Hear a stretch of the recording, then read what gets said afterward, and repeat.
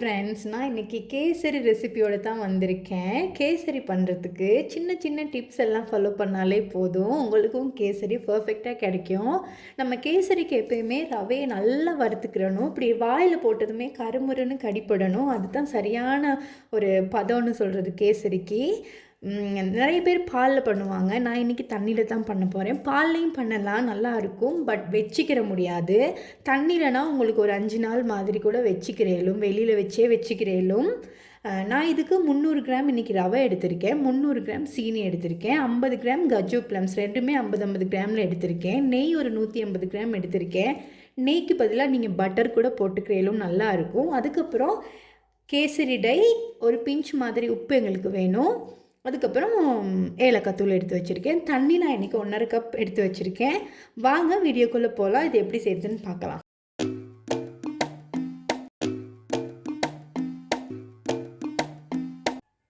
நான் அந்த மாதிரி கேக் ட்ரேக்கு நல்ல ஃபுல்லாக நெய் தடவி நான் எடுத்து வச்சுருக்கிறேன். நம்ம கேசரி பண்ணதுக்கப்புறம் நான் இதில் தான் கொட்ட போகிறேன்.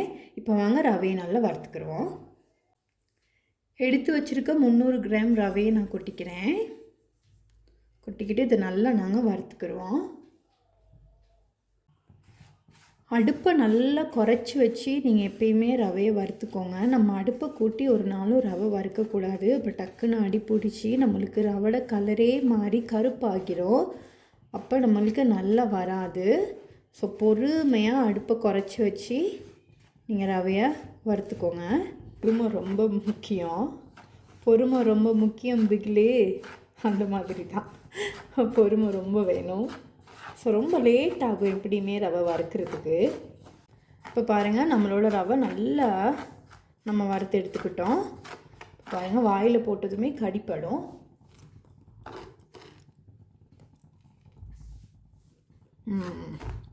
இதுதான் சரி. இப்போ நான் இதை வேறு பிளேட்டுக்கு மாற்றிக்கிடுவோம். பாருங்கள், அடி பிடிக்காமல் நல்லா நாங்கள் வறுத்து எடுத்துக்கிட்டோம். இப்போ வறுத்து எடுத்துக்கிட்டே அதே பேன்லேயே நான் கொஞ்சோண்டு நெய் சேர்த்து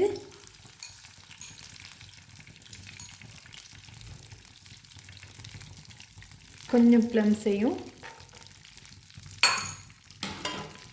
கொஞ்சம் கஜுவையும் போட்டு நாங்கள் பொரிச்சிக்கிடுவோம்.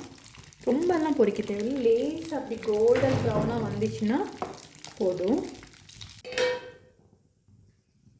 நான் எடுத்து வச்சுருக்க 1.5 கப் தண்ணியும் நான் அதில் சேர்த்துக்கிறேன். ஒரு டீஸ்பூன் மாதிரி கேசரி டை சேர்த்துக்கிடுவோம். ஒரு பிஞ்ச் போல் உப்பையும் போட்டுக்கிறேன். எடுத்து வச்சுருந்தேன் தானே ப்ளம்ஸு, அதையும் நான் இதுக்கே போட்டுக்கிறேன். கஜுவையும் இதில் நான் போட்டுக்கிறேன். இப்போ நான் ஏலக்காய் ஒரு 2 டீஸ்பூன் மாதிரி போட்டுக்கிறேன், ஏலக்காய் தூள். இப்போ நான் நெய் எடுத்து வச்சுருக்கேன், அந்த நெய்யையும் இதுக்குள்ளேயே போட்டுக்கிடுவோம்.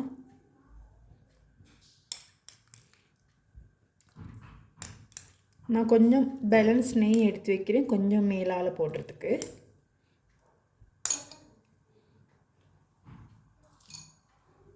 இப்போ இந்த நெய்யோடு சேர்த்து தண்ணி நல்லா கொதிக்கட்டும். அதுக்கப்புறம் நாங்கள் ரவையை சேர்த்துக்கிறோம்.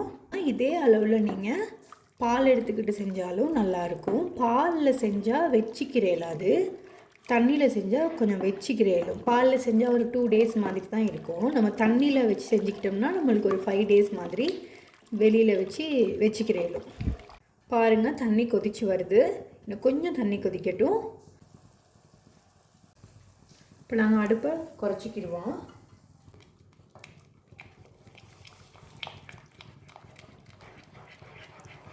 நாங்கள் இந்த மாதிரி கொஞ்சம் கொஞ்சமாக சேர்த்து தான் கிண்டிக்கிடணும்.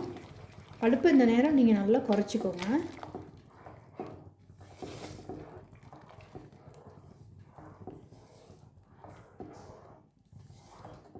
பொறுமையாக பண்ணணும்.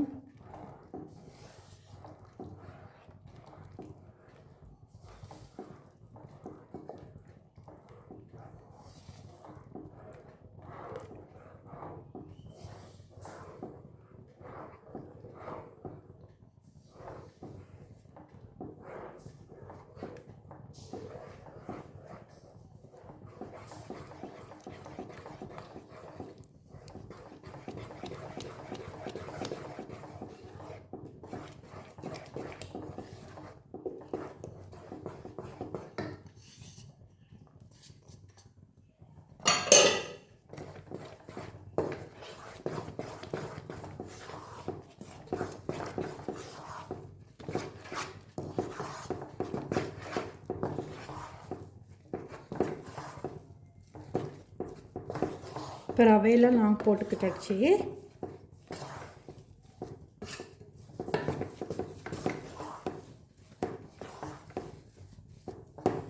இப்போ இதே மாதிரி எடுத்து வச்சுருக்க சீனியும் நாங்கள் கொஞ்சம் கொஞ்சமாக தூவி சேர்த்து நாங்கள் கிண்டிக்கிடுவோம். சீனியும் ஒரேடியாக போடக்கூடாது, கொஞ்சம் கொஞ்சமாக தான் நாங்கள் போட்டு கிண்டணும், இல்லாட்டி கட்டி விட்டுடும்.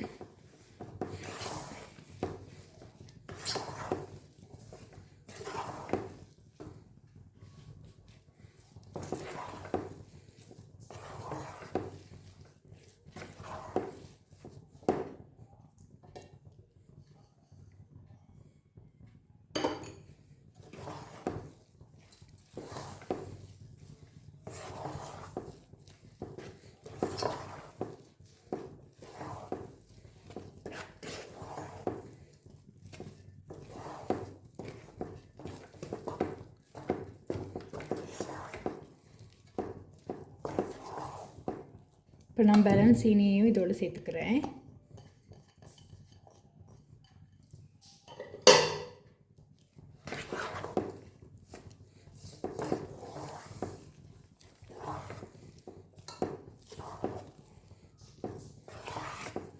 இப்போ நான் எடுத்து வச்சுருக்க கஜு ப்ளம்ஸையும் நான் போட்டு பேலன்ஸ் நெய் கொஞ்சம் வச்சுருந்தேன், அதையும் சேர்த்துக்கிடுவோம். நெய் கேசரி ரெடி ஆகிருச்சு. இப்போ நாங்கள் இதை தட்டுக்கு மாற்றிக்கிடுவோம்.